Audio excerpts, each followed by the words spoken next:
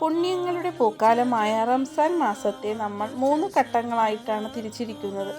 അതിൽ ഏറ്റവും പ്രധാനപ്പെട്ട ഒന്നാണ് റംസാനിലെ ആദ്യത്തെ 10 ദിവസങ്ങൾ. ഈ ദിനങ്ങളെ റഹ്മത്തിൻ്റെ നാളുകൾ അഥവാ കാരുണ്യത്തിൻ്റെ 10 എന്നാണ് വിശേഷിപ്പിക്കുന്നത്. ഒരു വിശ്വാസിയെ സംബന്ധിച്ചിടത്തോളം തൻ്റെ സ്രഷ്ടാവിൽ നിന്ന് അളവറ്റ കാരുണ്യം ലഭിക്കുന്ന സുന്ദരമായ നിമിഷങ്ങളാണിത്. പെയ്യാൻ നിൽക്കുന്ന മഴമേഘം പോലെ അല്ലാഹുവിൻ്റെ ദയ ഭൂമിയിലേക്ക് ചൊരിയപ്പെടുന്ന കാലം.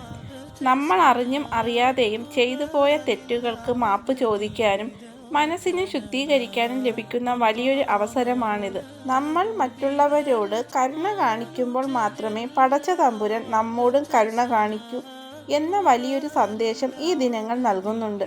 അതുകൊണ്ട് തന്നെ ഈ 10 ദിവസങ്ങളിൽ പ്രാർത്ഥനകൾക്കൊപ്പം തന്നെ ദാനധർമ്മങ്ങൾ വർദ്ധിപ്പിക്കാനും കുടുംബ ബന്ധങ്ങൾ ചേർത്ത് പിടിക്കാനും നമ്മൾ പ്രത്യേകം ശ്രദ്ധിക്കണം. റംസാന്റെ ബാക്കി ദിവസങ്ങളിലേക്ക് ആത്മീയമായ കരുത്ത് പകർന്നു നൽകുന്ന ഈ പുണ്യ ദിനങ്ങളെ നമുക്ക് ഏറ്റവും മികച്ച രീതിയിൽ തന്നെ വരവേൽക്കാം.